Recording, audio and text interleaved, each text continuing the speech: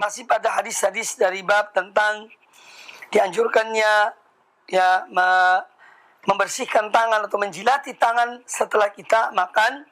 Dan saya akan bacakan sejumlah hadis yang mana pada pertemuan yang lalu telah kita bahas hadis Jabir bin Abdullah radhiyallahu anhu, anna Rasulullah sallallahu alaihi wasallam, bahwasanya Rasulullah sallallahu alaihi wasallam amara bilaqil asabi, beliau memerintahkan untuk menjilati jari jemari ini, ya, wasahfah, dan membersihkan yakni piring atau bejana yang tempat kita makan itu.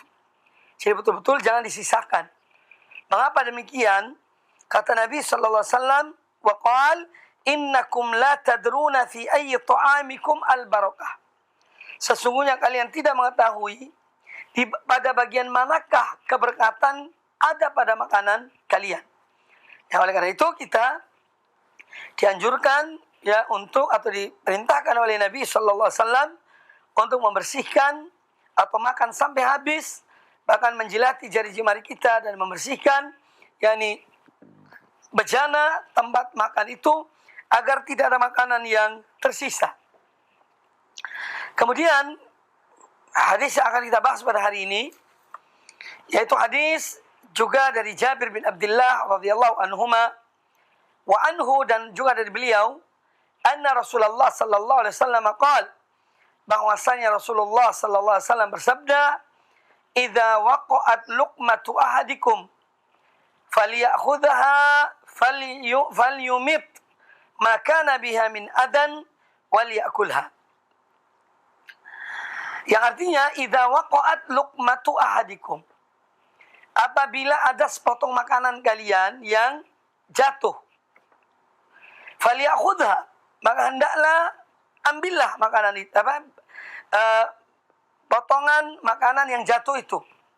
Falyumit maka ana biha min adza, kemudian bersihkan. Kalau ada kotoran ya misalnya yang lengket pada makanan yang terjatuh itu, bersihkan kotoran itu. Misalnya apa, mungkin pasir atau debu, maka bersihkan. Ya, waliyakulha, dan makanlah. Ya, jadi makanan yang terjatuh itu diangkat, kemudian dibersihkan kalau memang ada kotoran yang nempel pada makanan yang jatuh itu. Kemudian makanlah. Lalu kata beliau sallallahu alaihi wasallam, wala yada'ha lisyaitan, dan janganlah dia, ini orang itu, membiarkan makanan tersebut untuk syaitan. Wala yamsah yadahu bil mindil, dan jangan dia melap, ya, mengeringkan tangannya dengan sapu tangan, ya kalau sekarang mungkin dengan tisu atau serbet, hatta yal'aqa asabi'ahu, hingga dia menjilati jari jemarinya, ya, yang dia pakai gunakan untuk makan. Fa innahu la yadri fi ayyi ta'amihil barakah, karena sungguhnya dia tidak mengetahui pada bagian manakah dari makanan dia itu yang di sana terdapat berkah. Jadi hadis ini menjelaskan kepada kita tentang tuntunan Nabi sallallahu alaihi wasallam. Ya, kita ini diajarkan oleh Rasulullah SAW untuk pandai mensyukuri nikmat Allah Subhanahu wa taala, sehingga betul-betul kita manfaatkan rezeki yang diberikan oleh Allah Azza wa Jalla kepada kita. Jangan kita remehkan, jangan kita bersikap tabdzir. Ya, terkadang ada orang makanannya jatuh baru sebentar, ya, atau jatuh di tempat yang kadang-kadang tidak ada kotorannya sama sekali, itu langsung dibuang, tidak mau dimakan. Ya, padahal Islam melarang kita tabdzir. Ya, oleh karena itu, kalau kita mempunyai makanan yang cukup, ya, manfaatkan yang sebaik-baiknya. Ya, kalau misalnya seorang dia tidak mau makan makanan itu, sedekahkan pada orang lain. Karena masih banyak orang-orang yang kurang makanannya. Nah, oleh karena itu Nabi SAW mengajarkan kepada kita di sini, dalam hadis ini, supaya tidak menjadi orang yang mubadzirin, orang-orang yang mubadzir. Ya, karena innal mubadzirina kanu ikhwana syayatin. Bahwa orang-orang yang tabdzir itu adalah saudara-saudara syaitan. Ya, idza waqa'at luqmatu ahadikum falyakhudha falyumitha. Falyumit maka nabiha min adzan wal yakulha. Ini adab yang pertama yang diajarkan oleh Nabi sallallahu alaihi wasallam dalam hadis ini, yaitu makanan yang terjatuh diambil, dibersihkan, dimakan. Kalau tidak ada kotoran, ya langsung dimakan, tidak ada masalah. Karena kata beliau, ya, falyumit maka nabiha min adzan. Hendaknya dia membuang yang ada kotorannya. Berarti kalau tidak ada kotorannya, ya dimakan makanan itu. Ya. Lalu beliau menyebutkan illah, alasan, ya, mengapa kita mengambil makanan yang terjatuh itu, kemudian kita bersihkan, lalu kita makan. Kata beliau, wala yada'ha lisyaitan, dan jangan dia biarkan makanan itu untuk syaitan. Ini menunjukkan bahwa syaitan, ya, ketika ada makanan jatuh dan dibiarkan, itu dimakan oleh syaitan. Dimakan oleh syaitan. Ya. Maka syaitan tidak bisa mengambil makanan atau ikut serta dalam makan makanan kita kalau kita membaca bismillah. Membaca bismillah. Jadi intinya bahwa Nabi sallallahu alaihi wasallam menyebutkan wala yada'ha lisyaitan. Jadi orang yang makanannya jatuh itu, ya, jangan dibiarkan untuk syaitan, tapi ambillah. Ya, ambillah, bersihkanlah kalau ada kotoran dan makanlah. Makanlah. Wala yamsah yadahu bil mindil, dan jangan dia membersihkan tangannya dengan sapu tangan atau dengan serbet atau dengan tisu. Ya. Hingga hatta yal'aqu asabi'ahu, hingga dia membersihkan, menjilati jari jemarinya yang digunakan untuk makan itu. Di tangan kanannya. Ya, jadi dia tidak langsung membersihkan. Ya. Tetapi dijilati. Apa alasannya? Fa innahu la yadri fi ayyi ta'amihi al-barakah. Karena sungguhnya dia tidak mengetahui pada bagian makanan manakah, ya, terdapat keberkatan. Jadi kita menghabiskan makanan itu untuk mendapatkan keberkatan dari Allah Subhanahu wa taala. Makanan yang berkah dan diberkahi oleh Allah taala apabila masuk dalam tubuh seseorang, itu akan menjadi kekuatan baginya. Untuk apa? Untuk ketaatan kepada Allah Subhanahu wa taala.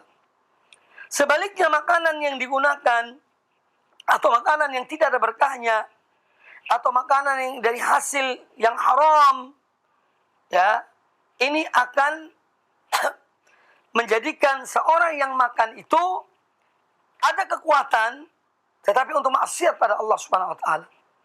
Untuk bermaksiat kepada Allah Subhanahu wa taala. Sedangkan makanan-makanan yang diberkahi, ya, yang masuk dalam perut seorang hamba penuh dan berkat dari Allah Subhanahu wa taala, maka ini akan menjadi penguat baginya untuk beribadah, melaksanakan ketaatan kepada Allah Subhanahu wa taala. Makanya Imam Ibnul Qayyim rahimahullah taala dan ulama-ulama yang lainnya menyebutkan tentang pengaruh makanan yang halal terhadap tubuh manusia berkaitan dengan amal perbuatan manusia itu. Jika seseorang makan dari makanan yang halal, ya, kemudian dia menyebut nama Allah ketika memakannya, maka makanan-makanan itu akan menjadi kekuatan baginya, ya, dan dia terdorong untuk melaksanakan amal-amal kebaikan, amal-amal soleh, karena makanan yang dimakannya adalah halal. Sebaliknya, seorang yang makan dari makanan yang haram, ya, kemudian ada kekuatan dalam dirinya, namun makanan yang haram ini, ya, mendorong dia untuk apa? Bermaksiat pada Allah Subhanahu wa taala. Makanya Allah perintahkan kepada para nabi, Allah perintahkan kepada kaum mukminin untuk makan yang baik, yang halal, ya. Jangan sampai makan yang haram. Ya, orang-orang yang makan riba, naudzubillah min dzalik, ya, itu juga ada pengaruh dalam dirinya, pengaruh dalam tubuhnya, dalam perbuatan-perbuatannya, ya, sehingga dia semakin banyak makan yang haram, makan riba, Dia semakin kuat untuk apa? Bermaksiat pada Allah Subhanahu wa taala. Nauzubillahi min dzalik. Maka dari itu hendaklah seorang mukmin, seorang mukminah betul-betul menjaga lisannya, menjaga mulutnya dari memasukkan barang yang haram ke dalam mulutnya, ke dalam perutnya. Ya, karena ini ada pengaruh besar terhadap perbuatan tingkah laku seorang hamba yang makan yang haram. Kemudian hadis yang berikutnya. Wa anhu, juga dari Jabir bin Abdullah radhiyallahu an. Anna Rasulullah sallallahu alaihi wasallam qaal, bahwasanya Rasulullah SAW bersabda, inna syaitana yahduru ahadakum inda kulli syai'in min sya'nihi. Sesungguhnya syaitan itu selalu menyertai, selalu hadir pada salah seorang di antara kalian, inda kulli syai'in min sya'ni, dalam semua perkaranya, dalam semua aktivitasnya, hatta yahdurahu inda tu'ami. Bahkan sampai-sampai syaitan itu pun hadir, ikut serta ketika seorang makan. Fa idza saqatat luqmatu ahadikum, maka apabila ada sepotong makanan salah seorang di antara kalian yang jatuh, falyakhudha, maka hendaklah dia mengambilnya. Falyumit maka nabiha min adza, dan hendaklah dia membersihkan kalau di situ ada kotoran yang nempel pada makanan itu akibat jatuh. Tsumma liyakulha, kemudian dia makannya. Wala yada'ha lisyaitan, dan janganlah dia membiarkan makanan itu untuk syaitan. Fa idza faragha, dan apabila dia telah selesai makan, falyal'aq asabi'ahu, hendaklah dia menjilati jari jemarinya. Fa innahu la yadri fi ayyi ta'amihi al-barakah, karena sungguhnya dia tidak mengetahui pada bagian makanan manakah keberkatan itu ada dari makanan yang dimakannya. Rawahul Muslim, hadis ini riwayat Imam Muslim dalam sahihnya. Kemudian hadis yang tidak jauh berbeda dengan hadis yang baru kita dengar. Kata Imam An-Nawawi rahimahullah, wa an Anas ibni Malik radhiyallahu anhu qala, dan dari Anas bin Malik radhiyallahu anhu beliau berkata, kana Rasulullah sallallahu alaihi wasallam, adalah Rasulullah sallallahu, idza akala ta'aman, apabila beliau makan satu makanan, la'iqa asabi'ahu tsalath, beliau menjilati 3 jarinya yang digunakan untuk makan. Wa qala, dan beliau bersabda, idza saqatat luqmatu ahadikum falyakhudha, apabila sepotong makanan kalian terjatuh, maka ambillah, ambillah, wal yumit anhal adza, dan bersihkan kalau ada kotoran yang nempel pada makanan itu. Wal yakulha, kemudian hendaklah dia makan makanan tersebut. Wala yada'ha lisyaitan, dan janganlah dia membiarkan makanan itu untuk syaitan. Wa amarona an nasluta al-qas'ata, dan beliau Nabi SAW memerintahkan kami untuk apa? Untuk membersihkan bejana makan itu. Innakum la tadruna fi ayyi ta'amikum al-barakah, karena sungguhnya kalian tidak mengetahui di bagian manakah dari makanan kalian itu yang ada berkahnya. Jadi hadis ini tidak jauh berbeda dengan yang sebelumnya. Intinya bahwa syaitan itu selalu berupaya untuk menyertai seseorang dalam semua perkaranya. Dalam makannya, minumnya, tidurnya, bahkan ketika mengumpuli istrinya, ketika dia bahkan naudzubillah ketika menyampaikan dakwah, terkadang syaitan datang. Oleh karena itu, disinilah pentingnya kita untuk apa? Menjaga diri kita, hati kita, lisan kita. Tidak boleh seorang mensucikan dirinya seakan-akan tidak ada syaitan pada dirinya yang menggodanya, yang menyertainya. Tidak. Setiap orang didatangi oleh syaitan dan mengikuti aktivitas orang tersebut. Oleh karena itu kita diperintahkan untuk selalu berzikir pada Allah Ta'ala. Selalu membaca bismillah dalam memulai aktivitas kita. Dan berlindung pada Allah Ta'ala kalau ada wasawisus syaitan. Kalau ada bisikan-bisikan syaitan dalam diri kita, ya kita isti'adah, mohon perlindungan pada Allah Ta'ala dari godaan, dari bisikan syaitan. Ya. Dari bisikan syaitan. Jadi Nabi SAW memberitahukan kepada kita bahwa syaitan itu selalu menyertai Bani Adam, ya, dalam semua aktivitasnya. Ya. Dalam semua aktivitas. Kemudian beliau mengarahkan kepada kita juga dalam hadis-hadis ini tentang apa yang saya jelaskan tadi. Kalau ada makanan yang jatuh, ambillah, bersihkan, kemudian makan. Ya, jika ada kotoran yang nempel pada makanan itu. Tapi kalau dia jatuh di tempat yang bersih, ya, tidak ada kotoran yang nempel, ya langsung makan. Jadi jangan dibuang, jangan dibiarkan, ya, karena itu nanti akan dimakan oleh syaitan. Dan Nabi SAW melarang kita membiarkan makanan itu untuk syaitan. Kemudian yang berikutnya bahwa hadis-hadis ini atau dua hadis ini menjelaskan kepada kita tentang sunnah yang diajarkan oleh Nabi Sallallahu Alaihi Wasallam. Beliau melakukannya dan beliau memerintahkannya. Ya, beliau melakukannya dan beliau memerintahkannya, yaitu menjilati jari jemari yang tangan kanan kita ketika makan itu. Jadi sisa makanan yang ada di jari jemari ini supaya betul-betul habis. Nah ini yang patut untuk diingatkan kepada kaum muslimin, bahwa apa yang diajarkan oleh Nabi Sallallahu Alaihi Wasallam inilah yang terbaik. Sekarang kita jumpai sebagian kaum muslimin yang sok kebarat-baratan, ya, yang sok bersih, ya. Ada di antara mereka yang cenderung melecehkan, bahkan na'udzubillah min dzalik, menghinakan adab ini. Kata mereka menjilati jari jemari itu kotor, ya, tidak sopan, menjijikkan. Subhanallah. Ar-Rasul SAW memerintahkan kita kepada hal yang menjijikkan. Ya, apa bisa seorang mukmin menerima hal itu? Ya. Ar-Rasul SAW jauh lebih bersih daripada kita. Ya. Tidak ada yang lebih bersih dari Rasulullah SAW. Ya. Maka apa yang beliau ajarkan, itu yang paling bersih, itu yang paling baik, itu yang paling mulia. Alaihi salatu wassalam.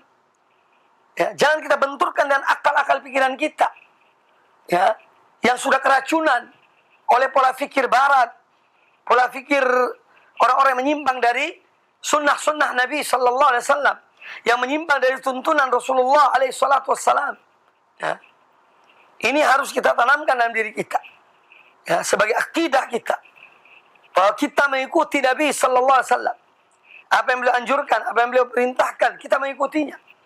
Ya, tidak ada yang lebih mulia dari Rasulullah SAW.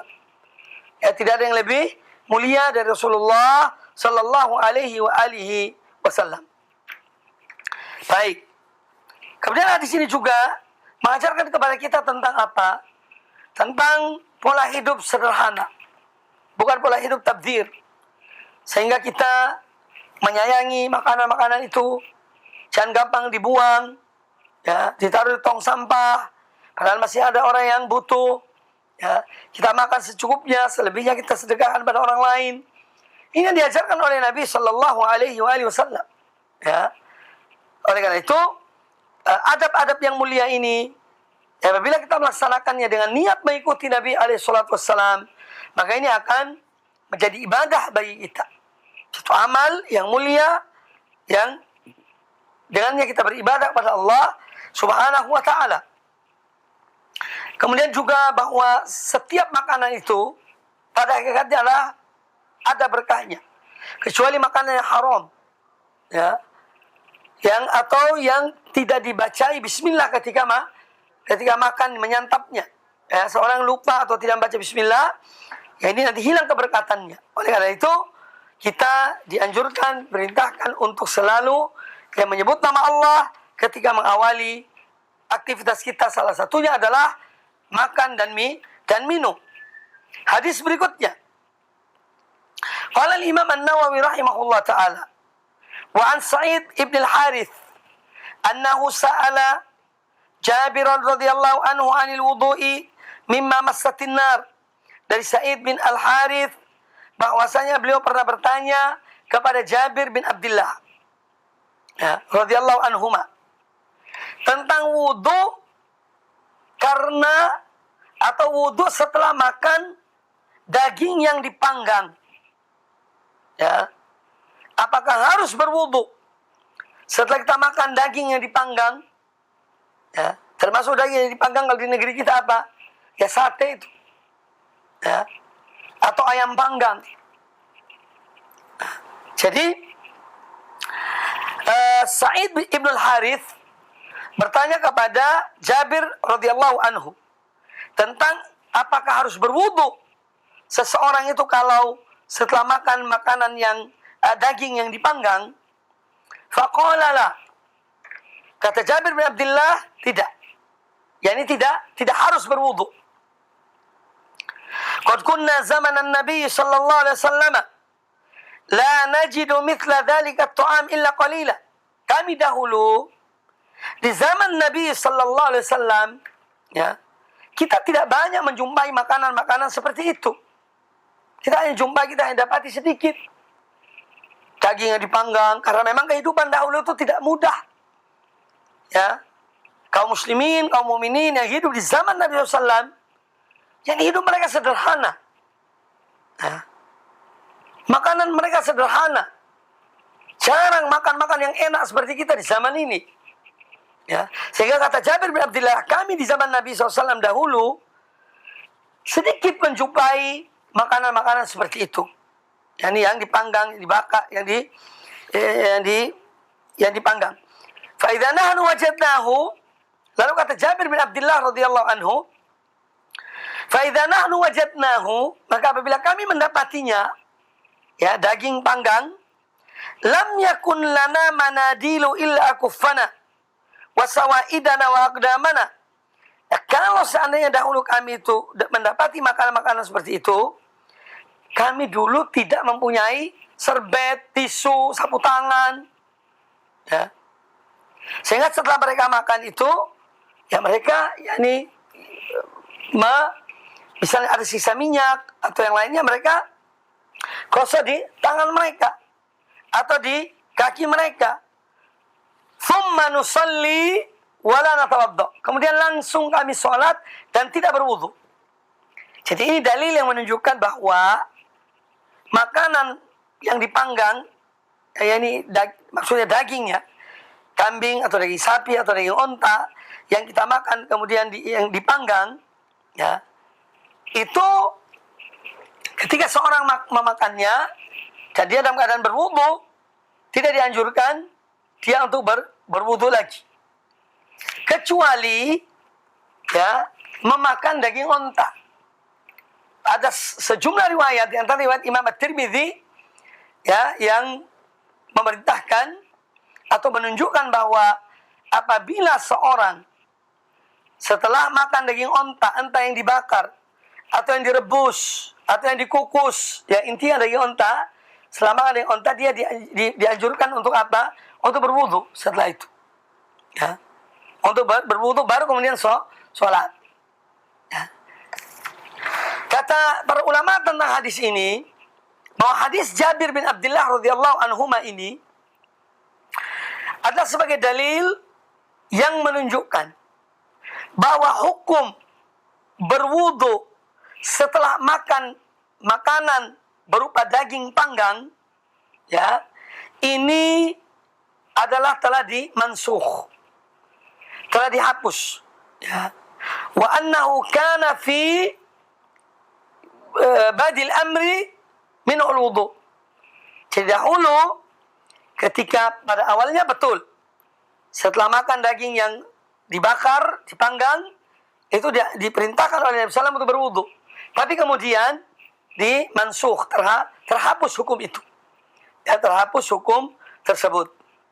Nah, kecuali yang saya katakan tadi, kecuali daging onta, dan itu pun tidak hanya ketika dibakar atau dipanggang, daging onta yang direbus atau dikukus, ya, atau dipanggang, ya kita dianjurkan berwudu setelah makan daging onta tersebut. Ada sebagian ulama mewajibkan berwudu setelah makan daging onta, seperti mazhab Imam Ahmad bin Hanbal. Mazhab Imam Ahmad bin Hanbal, mereka mengharuskan seorang setelah makan daging onta untuk berwudu. Baik. Kemudian hadis ini menjelaskan kepada kita dari apa yang dikatakan oleh Jabir bin Abdullah radhiyallahu anhuma tentang kesabaran mereka para sahabat. Hidup di zaman Nabi alaihissalam. Hidup di zaman yang tidak mudah ketika itu. Zaman yang sulit. Makanan-makanan terbatas. Ya, tidak seperti yang zaman-zaman sesudah Rasulullah. Apalagi zaman kita ini. Ya, Masya Allah, makanan luar biasa banyaknya jenisnya. Ya, sehingga ada sekarang istilah wisata kuliner. Ya, pergi satu tempat hanya untuk makan. Subhanallah. Ya, jadi saking banyaknya nikmat-nikmat Allah itu. Oleh karena itu marilah kita selalu menjadi hamba-hamba Allah yang terus bersyukur kepada Allah. Nikmat yang Allah berikan kepada kita untuk disyukuri. Ya, untuk disyukuri. Bukan untuk kita kemudian kufur kepada nikmat Allah. Orang yang kufur kepada nikmat Allah akan dicabut nikmat itu. Ya, maka umat Islam, kaum muslimin wajib mensyukuri Allah Subhanahu wa taala atas berbagai nikmat yang Allah berikan kepada mereka. Ya. Dan apabila kita makan yang enak, ya terkadang kita ini perlu merenungkan bagaimana mereka dahulu, para sahabat, para tabi'in yang mereka tidak pernah mendapatkan makanan-makanan seperti kita. Sehingga kita ini bisa menahan diri kita, mengekang diri kita dari hidup di dunia ini hanya untuk merasakan kelezatan-kelezatan duniawi. Yang semua itu sifatnya hanya sementara. Ya. Demikian pula kalau banyak makanan di rumah kita. Kita ingat orang-orang fuqara masakin. Ya, yang mereka membutuhkan makanan. Mereka membutuhkan uluran tangan kita. Sehingga dengan demikian kita tergerak hati kita, tersentuh hati kita untuk membantu mereka. Untuk menyalurkan makanan kepada mereka. Kemudian juga hadis ini menjelaskan kepada kita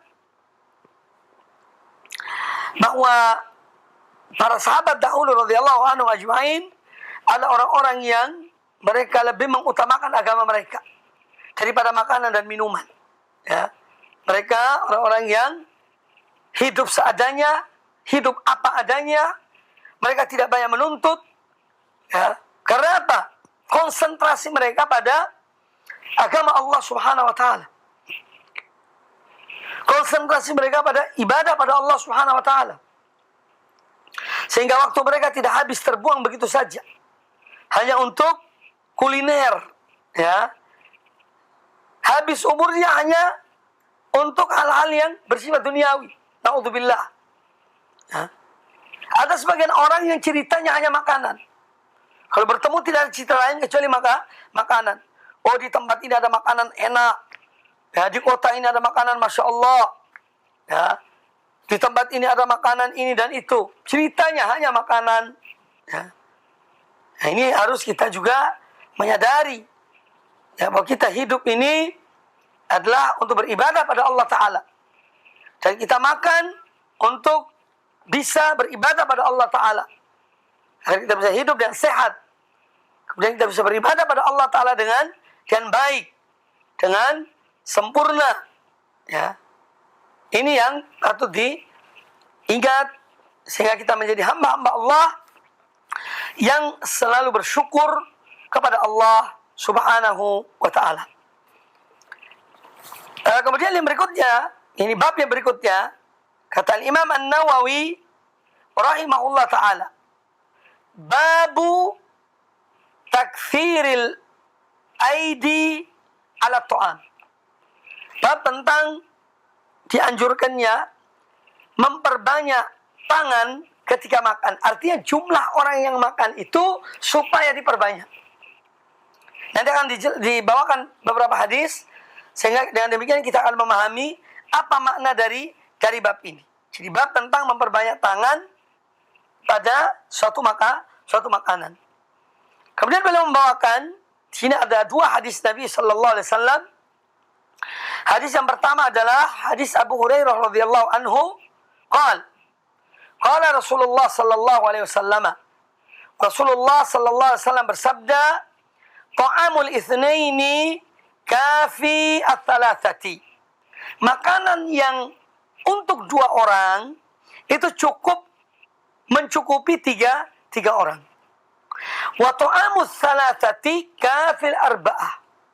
Dan makanan yang untuk 3 orang mencukupi untuk 4 orang. Ya. Ini menunjukkan bahwa ketika kita makan berjamaah, artinya makan bersama, jadi bagian dari budaya Islam, bagian dari tuntunan Islam, ya, itu lebih berkah makan bersama dibandingkan makan sendiri-sendiri. Kemudian hadis yang berikutnya, hadis kedua dalam bab ini, dan dia adalah hadis yang terakhir dalam bab ini yang dibawakan oleh Imam An-Nawawi rahimahullah taala. Wa an Jabir radhiyallahu anhu qala, dari Jabir bin Abdullah radhiyallahu anhu beliau berkata, sami'tu Rasulullah sallallahu alaihi wasallam yaqul, aku mendengar Rasulullah sallallahu alaihi wasallam beliau bersabda, ta'amul wahidi yakfi al-ithnaini. Makanan yang untuk 1 orang bisa untuk 2 orang. Ya. Wa ta'amu al-ithnain yakfi al-arba'ah. Dan makanan yang untuk 2 orang cukup atau mencukupi 4 orang. Wa ta'amul arba'ati yakfi as-sabaniyah.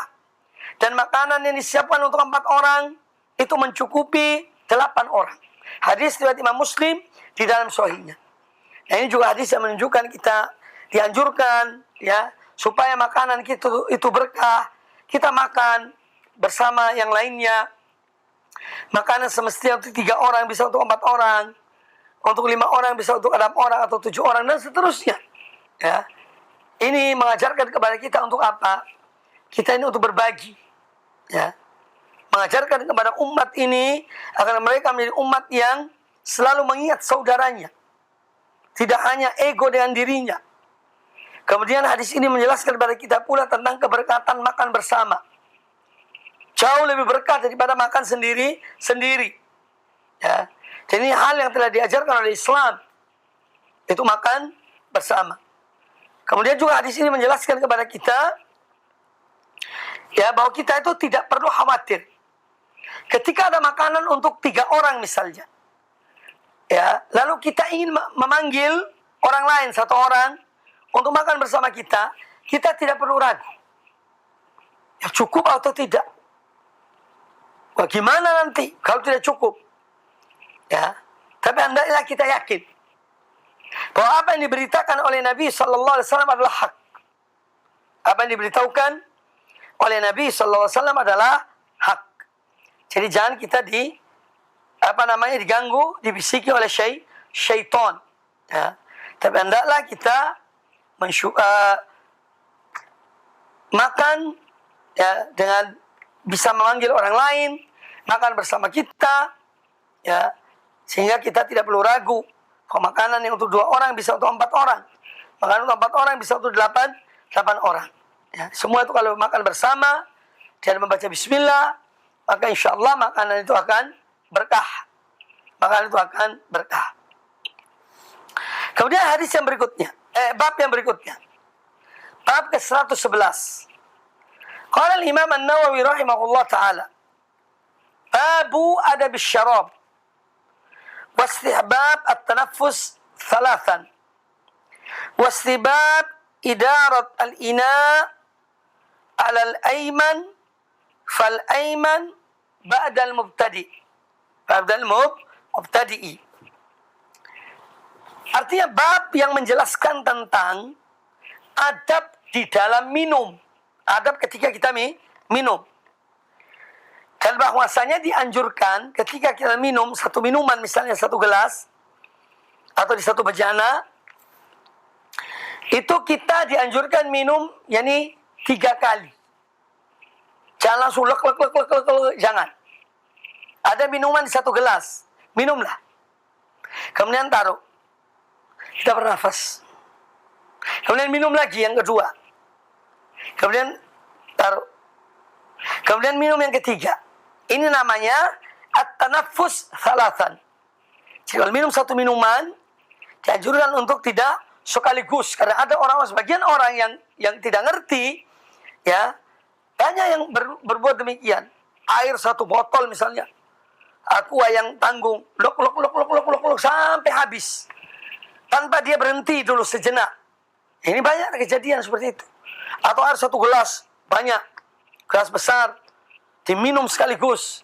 Nah ini bukan adab yang diajarkan oleh Nabi SAW. Dan ini ternyata ada pengaruhnya dengan pernafasan, dan jantung. Ya. Ketika kita minum, itu satu minuman dengan 3 kali minum. Ya, tidak sekaligus dihabiskan. Kemudian ada busyara istibab tanaffus salatan kharij al-ina. Wa qaraat tanaffus fil ina. Kemudian juga yang dibahas dalam bab ini, larangan bernafas di bejana itu. Ya, larangan seorang bernafas ketika dia minum di bejana itu, dia bernafas. Ya. Ini termasuk yang dimakruhkan. Wa karohatnya makruh. Ya. Bernafas di bejana minuman itu. Wastibab idaratil ina alal aiman fal aiman ba'dal mubtadi. Kemudian kalau misalnya ada beberapa orang, ya, dan seorang minum barang dari satu tempat, ya, hendaknya dimulai dari kanan. Setelah orang yang pertama minum, maka digilir ke arah kanan, bukan ke arah kiri. Ya, misalnya di samping saya ada satu orang lagi, kemudian di sampingnya ada. Nah, ini nanti digilir ke kanan. Itu anjurannya demikian. Ada pun hadis-hadis Nabi SAW yang dibawa dalam bab ini, yaitu diantaranya adalah hadis Anas bin Malik radhiyallahu anhu. Qala al-Imam An-Nawawi rahimahullah taala. Ada sebagian ulama mengatakan An-Nawawi. Dua-duanya boleh. Satu dipanjangkan, satu pendekkan. Al-Imam An-Nawawi atau Al-Imam An-Nawawi. Ya. An Anas bin Malik radhiyallahu anhu, kata Al-Imam An-Nawawi rahimahullah, dari Anas bin Malik radhiyallahu anhu, anna Rasulullah sallallahu alaihi wasallam kana yatanaffasu fi syarabi thalathan. Hadis muttafaqun alaih, dikeluarkan oleh Imam Bukhari dan Imam Muslim di dalam Sahih Bukhari dan Sahih Muslim. Kata Anas bin Malik radhiyallahu anhu, bahwasanya Rasulullah sallallahu alaihi wasallam, beliau itu kalau minum, beliau jadikan minum itu tiga kali tarikan bernafas. Minum, berhenti, beliau bernafas. Minum lagi yang kedua, berhenti, ya, tarik nafas. Minum yang ketiga, ya, baru dihabiskan. Ya, ini yang dilakukan oleh Nabi Sallallahu Alaihi Wasallam. Bahwa Nabi SAW kana yatanaffasu bisyarabi thalathan. Jadi minuman yang di satu gelas dijadikan 3 kali minum. Ya, tidak seperti sebagian orang, ya, yang ya, sebagaimana saya katakan tadi, dia langsung sekaligus diminum. Satu gelas habis sekejap. Nah, ini tidak benar, tidak tepat, dan tidak sesuai dengan apa yang dianjurkan oleh Rasulullah SAW, dan tidak sesuai dengan apa yang dilakukan oleh beliau. Kemudian hadis yang berikutnya, ya, wa Ibnu Abbas radhiyallahu anhuma qala, dari Abdullah bin Abbas radhiyallahu anhuma, beliau berkata, qala Rasulullah sallallahu alaihi wasallam, la tashrabu wahidan ka syurbil ba'ir. Nabi SAW mengatakan, janganlah kalian minum satu kaligus seperti minumnya onta. Walakin ishrabu mathna wa thulatha. Akan tetapi minumlah dengan 2 tarikan nafas atau 3. Wasammu idza antum syaribtum, dan ucapkanlah bismillah apabila kalian minum. Wahmadu idza antum rafa'tum, dan ucapkanlah alhamdulillah kalau selesai minum. Hadis riwayat Imam Tirmidzi, wa qala haditsun hasan. Hadis ini hadis yang baik sanadnya menurut Imam At-Tirmidzi, walaupun oleh sebagian ulama mengatakan hadis ini adalah hadis yang dhaif. Tapi yang jelas hadis ini juga mengandung makna, ya, tidak jauh berbeda dengan hadis-hadis sahih yang sebelumnya, yang menganjurkan seorang minum satu gelas itu misalnya, atau satu botol, jadikan 3 kali minum, sehingga tidak langsung sekali sekaligus. Kemudian hadis yang berikutnya, wa an Abi Qatadah radhiyallahu anhu anna an-nabiy sallallahu alaihi wasallam naha an yutanaffasa fil ina'i. Kata Imam An-Nawawi rahimahullah taala, dan dari Abu Qatadah radhiyallahu an, beliau berkata bahwasanya Nabi sallallahu alaihi wasallam naha, beliau mencegah, beliau melarang an yutanaffas fil ina. Beliau melarang menarik nafas di bejana, tempat minum itu. Karena ini memang ada pengaruhnya sebetulnya. Ya. Pengaruh dari apa? Dari nafas yang dihirup dan yang dikeluarkan. Kadang-kadang pada nafas itu ada virus yang kita tidak tahu. Ada penyakit. Sehingga kalau nafas itu dihembuskan ke minuman itu, bisa jadi akan tercemar. Minuman akan tercemar oleh virus. Makanya Nabi SAW melarang, ya, untuk bernafas di bejana itu. Ya. Kalau bernafas di luar bejana. Minum, letakkan.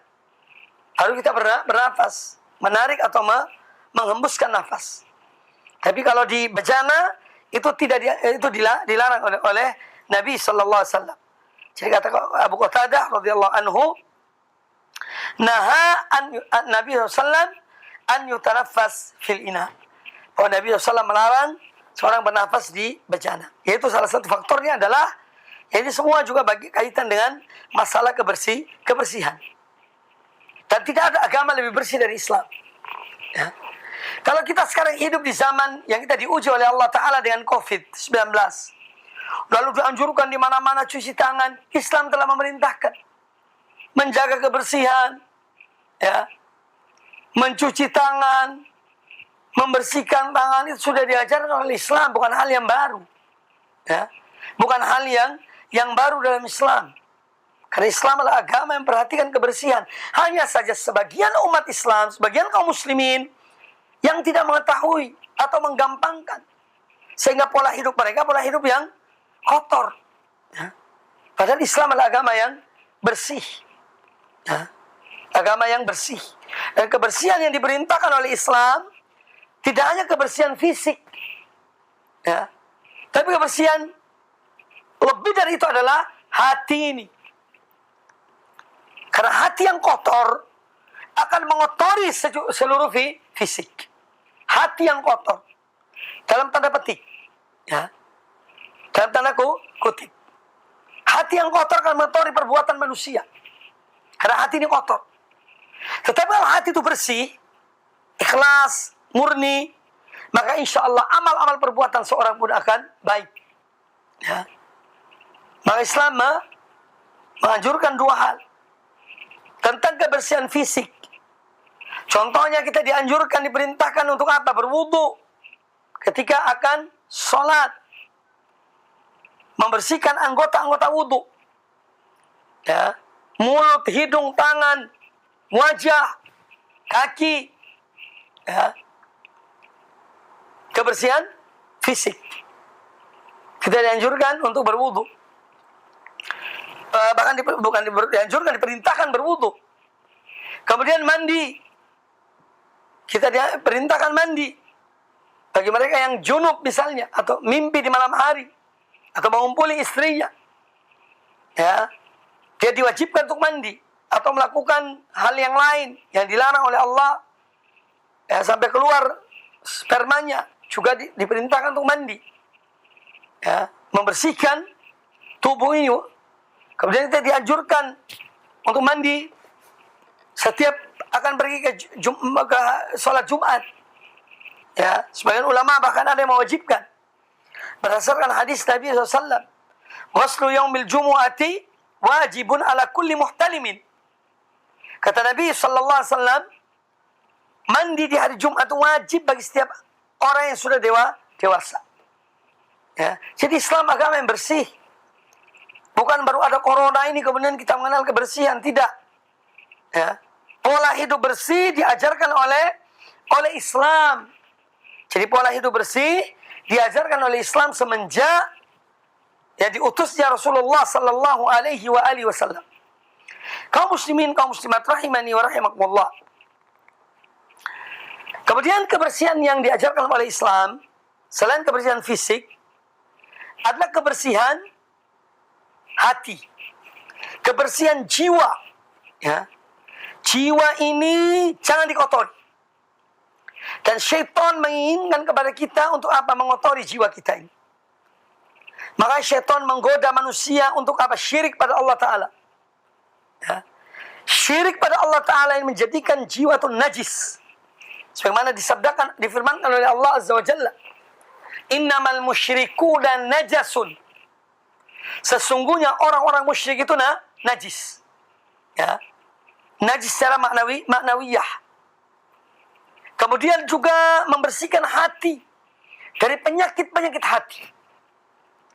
Entah itu kemunafikan, keraguan, kibir, keangkuhan, kesombongan, ujub pada diri, hasad, dengki, semua ini penyakit hati.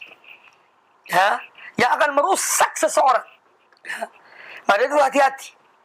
Ya, apalagi orang sudah ngaji, sudah tahu Al-Quran dan hadis Nabi SAW, mengenal manhaj salaf. Ya, jangan sampai ada atau memelihara penyakit-penyakit hati itu. Ya, jangan. Usahakan kita menjauhkan, membersihkan penyakit-penyakit hati tersebut. Ya, sehingga apa? Nyaman hidup kita, tenang hidup kita. Kalau hati kita ini bersih, terutama kepada sesama kaum muslimin, ya, kepada sesama kaum muslimin, bersihkan hati kita, ya, dari penyakit-penyakit hati terhadap mereka. Ya, waliyadzubillah. Dan itu kebersihan diperhatikan oleh Islam, lahir dan batin, zahiran wa batinan. Ya, zahiran wa batinan. Kita diperintahkan untuk bersih, ya, membersihkan lahir dan batin kita. Nah, hadis yang baru kita dengar tadi tentang Nabi SAW melarang bernafas di bejana, tempat minum. Ini yang dimaksud adalah ketika seorang itu sedang minum. Ketika dia sedang minum, dia itu dilarang untuk mengeluarkan atau menarik nafasnya atau mengeluarkan nafasnya pada bejana itu. Jadi ketika minum. Kemudian juga hadis ini menjelaskan kepada kita, sebagaimana sudah saya jelaskan panjang lebar, masalah kebersihan. Ya, bahwa Islam agama memperhatikan kebersihan. Ya. Oleh karena itu, satu nikmat dari Allah Subhanahu wa taala kepada kita sebagai umat Islam, yaitu kita, ya, diajarkan oleh Rasulullah sallallahu alaihi wasallam pola hidup bersih, zahiran wa batinan. Dan Nabi alaihi wasallam orang yang bersih, orang yang harum, keringatnya harum. Ya. Keringatnya Rasulullah SAW itu harum. Alaihi salatu wassalam. Ya, oleh karena itu, marilah kita memperhatikan masalah kebersihan ini. Jangan kita gampangkan, jangan kita remehkan. Kemudian hadis yang berikutnya. Qala al-Imam An-Nawawi rahimahullah ta'ala, wa an Anas radhiyallahu anhu anna Rasulullah sallallahu alaihi wasallam utiya bilabanin qad shiba bima'in wa an yaminihi a'rabiyyun wa an yasarihi Abu Bakr radhiyallahu anhu fashariba thumma a'ta al-a'rabiyya wa qala al-aymana fal-aymana. Hadis muttafaqun alaih, dikeluarkan oleh Imam Bukhari dan Imam Muslim. Kata Anas bin Malik radhiyallahu anhu, anna Rasulullah sallallahu alaihi wasallam utiya bilabanin. Pernah suatu ketika diberikan kepada Rasulullah SAW susu, di sebuah bejana. Qad shiba bima'in. Susu itu dicampur dengan air. Ya, karena mungkin untuk memperbanyak. Ya, untuk memperbanyak susu itu. Di sisi kanan Nabi sallallahu alaihi wasallam wa an yaminihi a'rabiyun. Di sebelah kanan Nabi SAW itu ada seorang Arab dusun. Ya, yang berada di situ ketika itu. Wa an yasarihi, dan di sebelah kiri Nabi sallallahu alaihi wasallam Abu Bakr radhiyallahu anhu. Ada Abu Bakar radhiyallahu anhu. Fasyariba. Ketika Nabi SAW diberikan bejana itu, beliau minum. Jadi minum susu itu di bejana tersebut. Fasyariba, yakni Nabi SAW. Maka Nabi SAW kemudian minum susu yang diberikan kepada beliau tersebut. Thumma a'ta al-a'rabiyya. Kemudian beliau memberikan bejana itu yang ada susu kepada yang ada di sebelah kanannya. Siapa orang berada di sebelah kanannya? Yaitu al-a'rabi, seorang Arab dusun.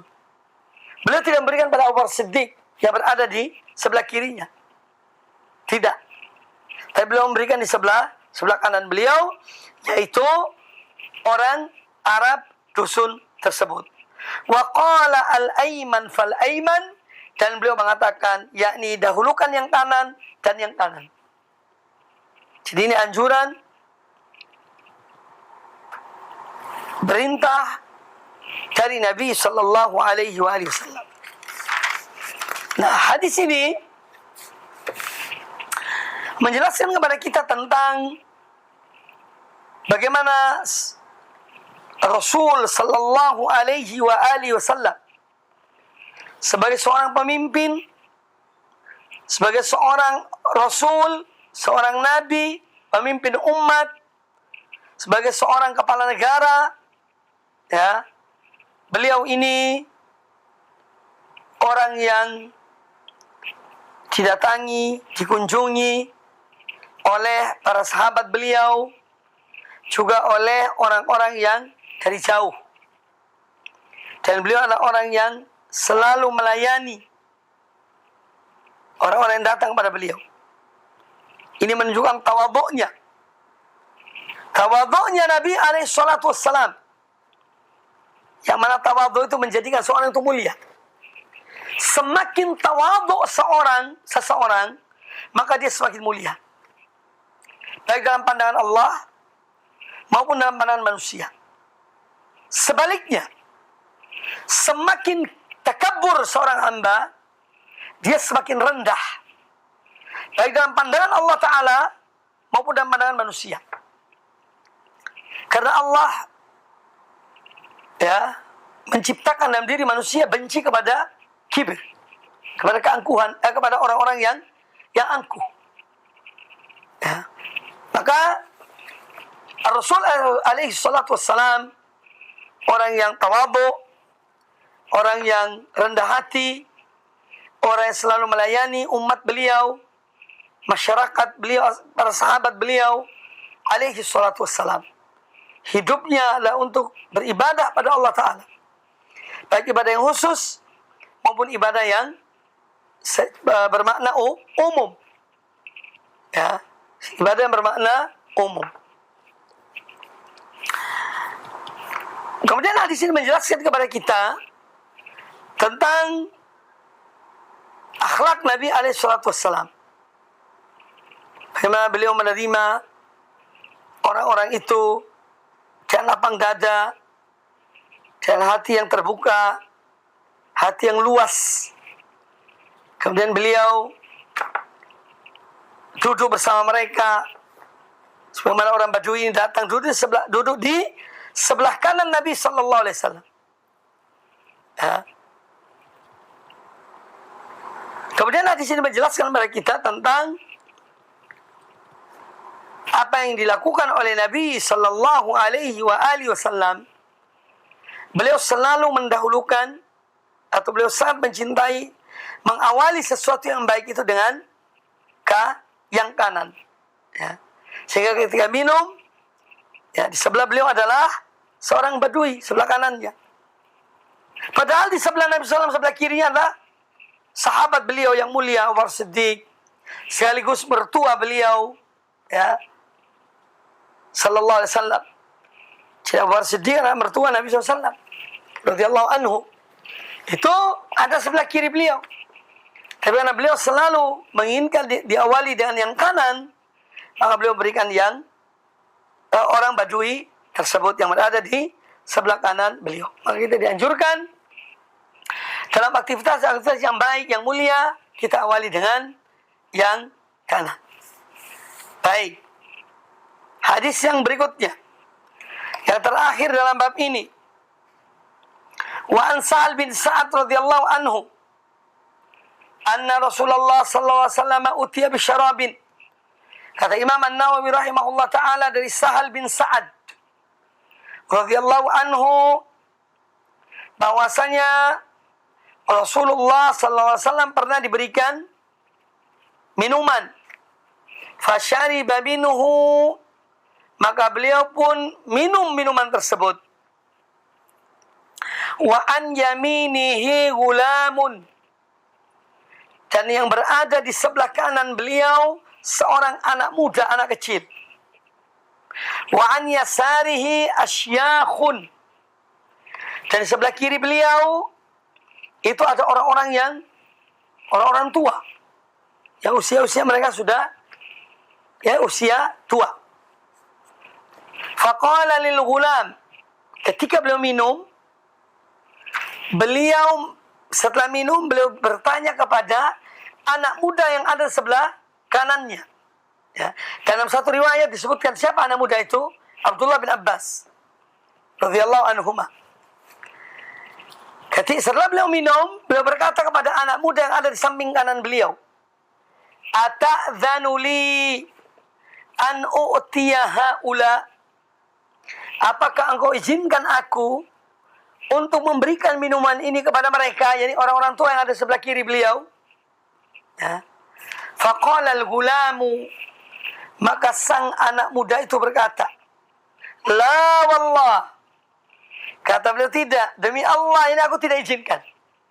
Ya. La uthiru bi nasibi minka ahadan. Yakni ketika mendapatkan bagian ini dari engkau ya Rasulullah, aku tidak akan mendahulukan kepada orang lain. Karena beliau dapat ini langsung dari Nabi alaihissalam. Maka beliau bilang, aku tidak izinkan. Karena beliau ingin langsung mendapat bekas minum dari Nabi alaihissalam. Fatallahu Rasulullah sallam fi yadihi, maka Rasulullah SAW kemudian memberikan bencana itu kepada Abdullah ibn Abbas, pada pemuda yang ada di sampingnya. Nah ini tentu memberikan kepada kita banyak pelajaran tentang bagaimana cintanya para sahabat kepada Nabi alaihissalam. Mereka selalu ingin duduk di majelis beliau, tapi duduknya untuk mendapat ilmu, untuk mengambil akhlak dan adab dari Nabi alaihissalam. Duduknya mereka bukan duduk kosong. Ya, siapa orang yang tidak cinta kepada Nabi alaihissalam, hidup bersama beliau, duduk bersama beliau, ya. Yang diambil dari hadis ini tentunya, di antara pelajaran-pelajaran penting adalah bahwa di majelis Nabi alaihissalam itu tidak hanya ada orang tua-tua, tapi dari semua kalangan ada. Ada anak muda seperti Abdullah bin Abbas, atau yang lainnya ada sahabat-sahabat yang masih muda. Kemudian ada juga yang setengah baya, ada juga orang tua, ya, yang hadir di majelis Nabi sallallahu alaihi wasallam. Ya. Kemudian pelajaran lain yang diambil dari hadis ini, yaitu di antara adab ketika seorang akan memberikan sebagaimana yang dilakukan oleh Nabi SAW, karena yang berhak untuk mendapatkan minuman setelah Nabi SAW minum adalah yang berada di sebelah kanan beliau. Tapi Nabi SAW juga menghormati orang-orang tua ini, orang-orang lebih dewasa, yang lebih tua dari anak muda ini. Beliau menghormati mereka. Dan di antara ada beliau minta izin kepada anak muda ini. Karena ini pada hakikatnya haknya anak muda ini. Untuk minum setelah Nabi SAW. Karena beliau berada di sebelah kanan Nabi SAW.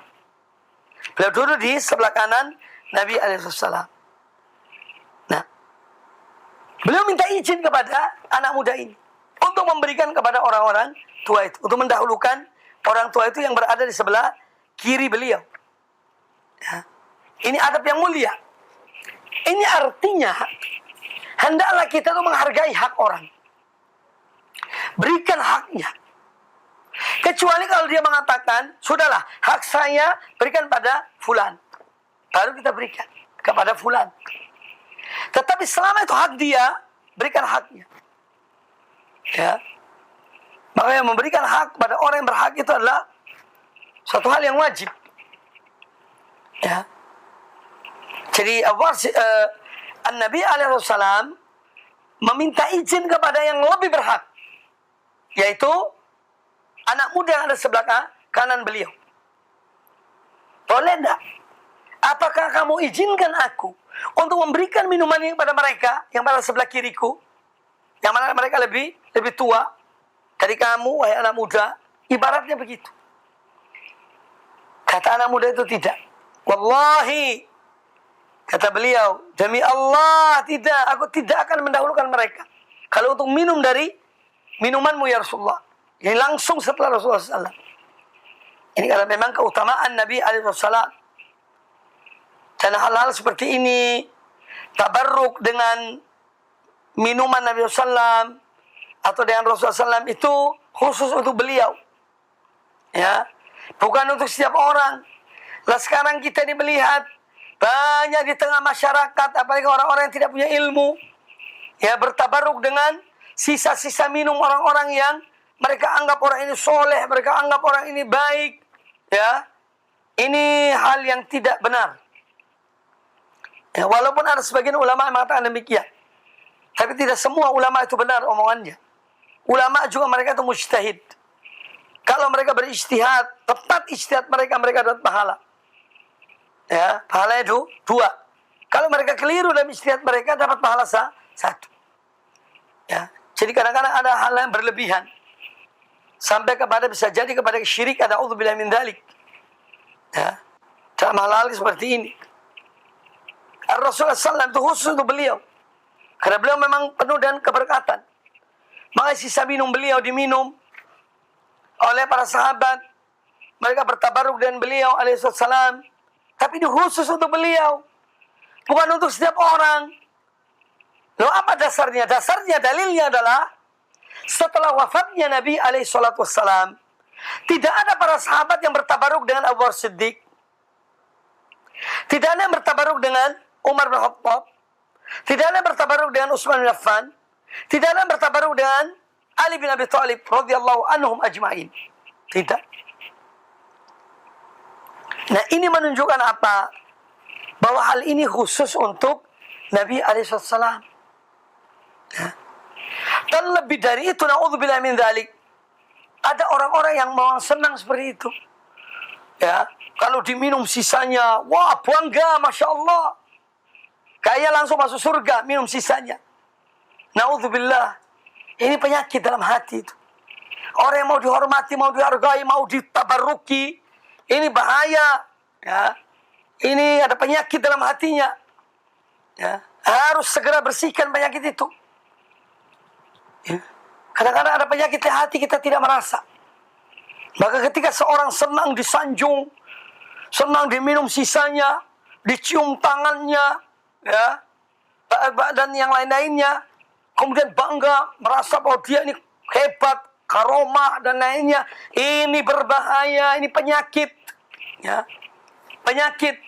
Orang-orang yang lebih mulia dahulu tidak pernah melakukan hal tersebut, seperti yang disebutkan nama-nama mereka, ya, Sayyidina Abu Bakar Siddiq, Sayyidina Umar, Sayyidina Utsman, Sayyidina Ali bin Abi Thalib radhiyallahu anhum ajma'in. Mereka tidak melakukan hal tersebut, ya, karena mereka mengetahui diri mereka. Nah, sekarang di zaman kita ada orang kadang-kadang pemabuk, na'udzubillah min dzalik. Orangnya di belakang itu mabuk, minuman keras. Di belakang minumnya, mainnya musik, khamr dan lainnya. Kalau tampil di tengah umat seakan-akan Masya Allah, ya wali min awliyaillah, ya disanjung, dicium tangannya, di ini, wah itu mau, na'udzubillah. Ya, na'udzubillah. Ya, bahaya. Jangan kita menjadi pintu-pintu kesyirikan bagi umat ini. Hati-hati. Ya. Setiap orang mempertanggungjawabkan perbuatannya. Ya. Apalagi orang yang tahu tentang dirinya, bahwa dia itu menyimpang, bahwa dia itu tidak ada apa-apanya.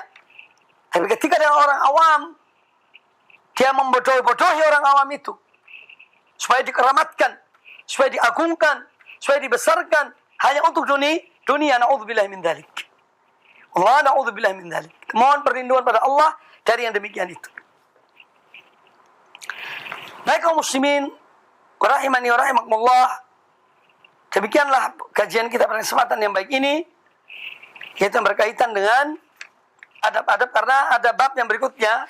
Nah, ini insyaallah pada pertemuan yang akan datang, ya, dan kajian kita sejumlah atau membahas sejumlah hadis-hadis Nabi SAW dalam bab ini saya kira cukup, dan insyaallah kalau memang ada waktu untuk tanya jawab, kami kembalikan kepada pembawa acara di Jakarta. Aqulu qouli hadza, semoga apa yang disampaikan bermanfaat bagi kita semuanya, dan semoga Allah senantiasa menambah kita ilmu yang bermanfaat dan amal yang soleh, dan menganugerahkan kepada kita ketakwaan pada Allah Azza wa Jalla. Kemuliaan itu hanya dengan takwa pada Allah. Kemuliaan itu bukan dengan keturunan, kemuliaan itu bukan dengan harta, kemuliaan itu bukan dengan apa yang kita anggap itu mulia bagi diri kita, tapi kemuliaan adalah dengan ketakwaan pada Allah Azza wa Jalla. Seorang akan mulia kalau dia bertakwa pada Allah Ta'ala.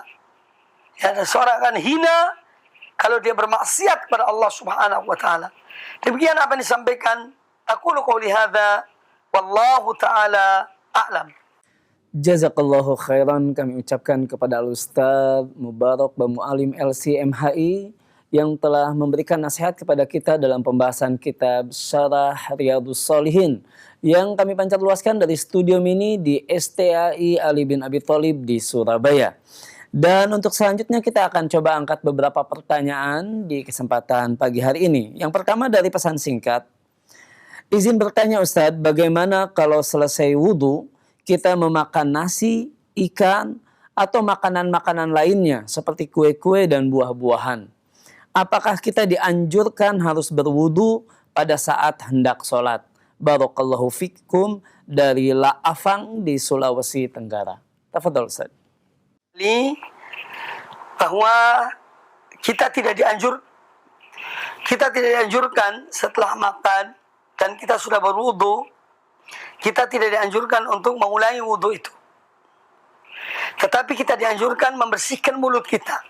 Ya, membersihkan mulut dan berkumur, misalnya kalau ada bau-bauan seperti kita makan ikan, kemudian ada bau amisnya, dan kita khawatir bau amis ini akan dirasa oleh, dicium baunya oleh orang yang berada di samping kita ketika sholat berjamaah misalnya, maka kita dianjurkan untuk membasuh, mencuci tangan kita dengan sabun misalnya, supaya tidak terasa bau amis itu bagi orang yang berada di samping kita. Jadi kita tidak dianjurkan untuk mengulangi berwudu jika kita makan setelah berwudu. Tapi kita dianjurkan berkumur, membersihkan mulut kita, membersihkan tangan kita ya dari mungkin bau-bauan yang kurang sedap yang bisa mengganggu orang lain yang ada di samping kita. Kecuali sebagaimana saya katakan tadi, setelah makan daging onta, sudah berwudu makan daging onta. Misalnya ketika kita umroh atau ibadah haji, ada kebetulan teman mengajak kita makan daging onta, sementara kita sudah berwudu, ya maka kita berupaya untuk kita berwudu setelah itu. Ya, walaupun ada khilaf di antara ulama tentang masalah ini, ya, tapi kita sebaiknya berwudu setelah makan daging onta, entah daging yang dibakar atau direbus atau diapakan saja. Intinya kalau makan daging onta, ya kita diperintahkan untuk berwudu setelah makan daging onta itu walaupun dalam keadaan berwudu. Tapi diulangi wudu. Wallahu ta'ala a'lam. Jazakallahu khairan Ustaz atas penjelasannya. Dan berikutnya kita akan coba angkat penanya melalui line telepon. Kami persilahkan. Iya. Assalamualaikum. Waalaikumsalam warahmatullahi wabarakatuh. Dari siapa di mana Bapak? Dari Abu Nasrun di Sulawesi Tenggara, Abu. Silakan Bapak Abu Nasrun. Apa Nara mau tanya ini, Abu? Bolehkah kita lewat di depan orang itu? Karena kita menghargai dia, boleh kita membungkuk, membungkuk, agak membungkuk sedikit, kayak begitu. Artinya, apakah sesuai dengan sunnah atau tidak? Karena kebanyakan kan adab kita di Indonesia seperti begitu. Baik. Oke. Jazakumullah khairan, Abu. Wa jazakumullah khairan. Tafadhal Ustaz. Pertanyaannya bagus. Dan ini banyak yang dilakukan di masyarakat kita atau sebagian masyarakat kita. Sebetulnya masalah membungkuk ketika melewati sebagian orang ini adalah bukan dari tradisi, dari ajaran dan tuntunan Islam. Dahulu para sahabat radhiyallahu anhum ketika berjalan di depan Nabi alaihi wasallam, ya, atau berjalan depan para khalifah, itu tidak ada yang membungkuk. Tapi tetap kita menjaga kesopanan. Nah, kita di Indonesia ini ada satu hal yang bisa kita lakukan. Ya, untuk mengganti budaya membungkuk itu. Misalnya ucapan permisi, maaf saya melewati Pak. Ya, permisi lewat. Ya, jadi dan ucapan. Itu lebih mulia. Karena terkadang memang ada bentuk membungkuk yang dikatakan atau bisa dikatakan sama dengan ruku. Saking bungkuknya. Itu seakan-akan dia itu ruku. Dan ini tidak dibenarkan. Dan ini tidak dibenarkan, tidak diajarkan oleh Allah dan Rasulnya sallallahu alaihi wasallam. Tapi kita tetap diperintahkan untuk apa? Beradab, berakhlak, menjaga sopan santun, ya. Adab-adab kita tetap menjaga. Karena agama memerintahkan demikian. Namun ada hal-hal atau mungkin budaya atau peninggalan, dan ini juga salah satu peninggalan Belanda. Peninggalan orang-orang penjajah dahulu. Ya. Itu menyuruh membungkuk. Maaf ya, saya sekedar menceritakan tentang kakek saya yang kebetulan orangnya memang datang dari negeri Arab, dari Yaman. Ketika masuk di negeri ini ada penjajahan Jepang ketika itu. Dan orang Jepang itu kalau ya komandannya itu harus tunduk. Ya, kakek saya pernah disuruh untuk tunduk. Harus kamu tunduk. Kata kakek saya tidak. Ya. Saya dilarang oleh agama saya untuk tunduk pada kalian, kepada Anda. Ya, dia sempat marah, tapi ya tidak sampai ini karena tahu budayanya, beda budayanya. Ya, oleh karena itu kita ini ada hal-hal yang memang bertentangan dengan tuntunan Islam. Alangkah baiknya kita yakni meninggalkannya. Dan bisa dengan adab yang lain. Tapi tetap kita menjaga adab itu. Yakni sopan santun, ya dalam bentuk ucapan, perbuatan. Namun ada hal-hal yang memang bertentangan dengan agama kita, dilarang oleh agama, maka hendaknya kita tinggalkan. Ya, cukup dengan ucapan. Permisi, saya lewat. Ya. Atau mungkin dengan senyum kita lewat. Memang meninggalkan suatu hal yang terbiasa itu bukan hal yang gampang. Bukan hal yang mudah. Kadang-kadang orang yang tidak diperlakukan demikian itu merasa dia itu dihina. Loh, kok orang ini lewat tidak membungkuk? Berarti dia tidak menghormati saya. Nah ini keliru. Ya ini keliru. Menghormati tidak harus dalam membungkuk. Dan ini budaya zaman dahulu. Budaya Belanda. Budaya Jepang. Ya, para penjajah. Nah kita umat Islam, orang yang merdeka. Orang yang mempunyai kehormatan. Tapi dia menghormati orang lain. Dan adab-adab yang sudah diajarkan oleh Islam. Oleh karena itu marilah. Ya, sedikit demi sedikit kita terapkan apa yang diajarkan oleh Rasulullah sallallahu alaihi wasallam dan para sahabat beliau. Demikian wallahu taala a'lam. Jazakallahu khairan Ustaz atas penjelasannya, dan karena keterbatasan waktu kita akan angkat pertanyaan terakhir di kesempatan pagi hari ini Ustaz dari pesan singkat dari hamba Allah di Kalimantan Timur. Ingin bertanya, Assalamualaikum Ustaz, bagaimana hukumnya memakan makanan dari sesembahan orang-orang yang musyrik? Jazakumullahu khairan. Baik, memakan makanan dari acara orang-orang musyrikin hukumnya haram. Tidak dibenarkan. Kecuali orang musyrikin, dia misalnya ketika dia melakukan acara itu, dia melepaskan binatang hidup. Misalnya ayam dilepaskan sebagai persembahan kepada sesembahannya. Tapi ayam itu hidup, ya, bukan ayam yang disembelih tapi ayam itu hidup. Maka sebagai orang Muslim boleh mengambil ayam itu, ya, tapi ayam yang hidup tersebut. Adapun sembelihan jelas hukumnya adalah haram, ya, disembelih jelas untuk sembahan-sembahan mereka. Lalu sembelihan itu diberikan kepada kita, maka kita tidak boleh mengambilnya, tidak boleh makannya, karena hukumnya adalah haram. Wallahu ta'ala a'lam. Jazakallahu khairan Ustaz, dan tampaknya pertanyaan tadi adalah pertanyaan penutup di kesempatan pagi hari ini Ustaz, dan kami persilahkan ikhtitam penutup dari antum Ustaz. Baik kaum muslimin, kaum muslimat rahimakumullah, para pemirsa, semoga senantiasa dilindungi Allah Azza wa Jalla. Semoga apa yang disampaikan bermanfaat bagi kita semuanya, dan semoga dengan ilmu yang kita peroleh, dengan amal yang kita lakukan, menambah kemuliaan kita, dan itulah yang kita harapkan, kemuliaan di sisi Allah Subhanahu wa ta'ala. Dan mengamalkan Islam dengan secara sempurna, secara baik, ya, sesuai dengan tuntunan Allah dan Rasulnya, Nabi kita Muhammad sallallahu alaihi wasallam. Ya, dan Islam begitu memperhatikan masalah adab. Ya, tidak hanya akidah dan manhaj, tidak hanya ibadah dan muamalah, tapi perangai, akhlak, adab, semua telah diajarkan oleh Islam. Oleh karena itu mari kita pelajari, kemudian kita terapkan dengan baik, dan tetap menjaga akhlak kita, moral kita, cara berbicara kita dengan sesama kita kaum muslimin, ya, muamalah kita jaga, ya, dengan sebaik-baiknya dalam kehidupan kita ini. Ya, bertambahnya ilmu pada hakikatnya adalah bertambahnya kewajiban kita untuk melaksanakan ilmu itu.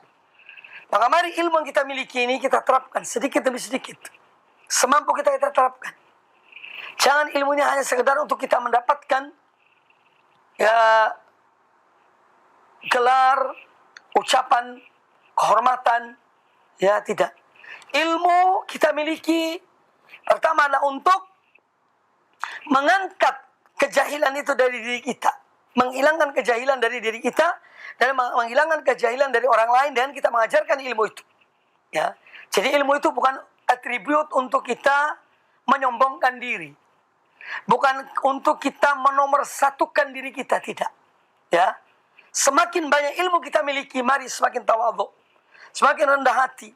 Ya, dan demikian, ya, Allah yang akan memberikan kemuliaan itu kepada orang yang tawadhu dengan ilmunya, yang mengamalkan ilmunya. Ya, tidak usah dicari, tidak usah dipromosikan kehormatan itu. Allah yang akan memberikan. Kalau kita pandai mengamalkan ilmu itu, kita ikhlas dalam mengamalkan ilmu itu, dan kita ajarkan dan ikhlas pada Allah Ta'ala, tidak usah mencari kehormatan. Ya, Allah yang akan memberikan kemuliaan itu. Ya, ini penting untuk disampaikan, agar setiap orang di antara kita mengetahui diri kita. Ya, kemuliaan dari Allah Subhanahu wa Ta'ala.